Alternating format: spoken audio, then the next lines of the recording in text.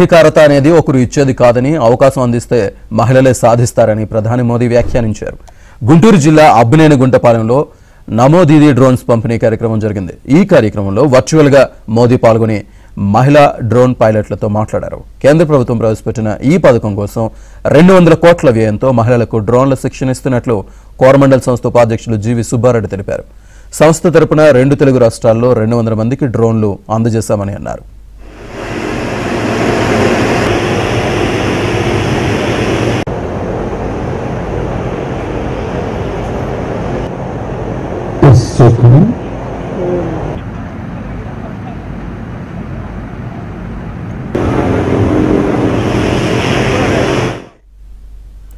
స్వయం సహాయక సంఘాల్లో సభ్యులుగా ఉన్న మహిళలను ఈ కార్యక్రమానికి ఎంపిక చేసి వారికి ఉచితంగా శిక్షణ ఇస్తున్నట్లు చెప్పారు. ఒక్కో డ్రోన్ విలువ 8 లక్షల రూపాయలు కాగా దానికి కేంద్ర ప్రభుత్వం 80% సబ్సిడీని అందిస్తుందని అన్నారు.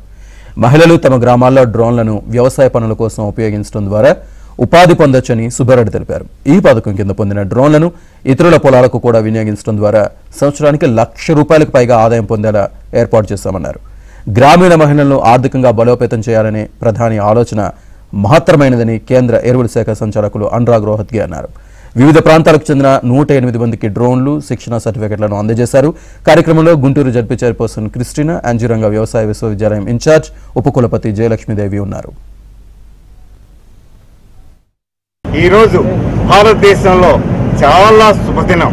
ఎందుకంటే గ్రామీణ మహిళలను ఆర్థికంగా పుష్టి బలపరిచేందుకు గౌరవ ప్రధానమంత్రి శ్రీ నరేంద్ర మోదీజీ గారు నూతన వ్యవసాయ పద్ధతుల్లో భాగస్వామ్యులు చేయటానికి ఎంపిక చేయబడినటువంటి ఈ కార్యక్రమంలో దేశం మొత్తం మీద 1000 మందికి పైగా డ్రోన్ దీదీలని ట్రైనింగ్ ఇవ్వటం జరిగింది.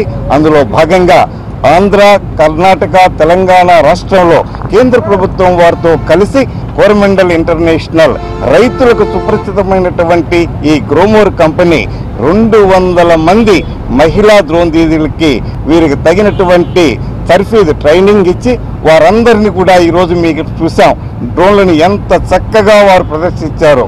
ఇది వ్యవసాయ రంగంలో విప్లవాత్మకమైనటువంటి మార్పు తెస్తుందని ప్రతి ఒక్కరు అంటున్నారు.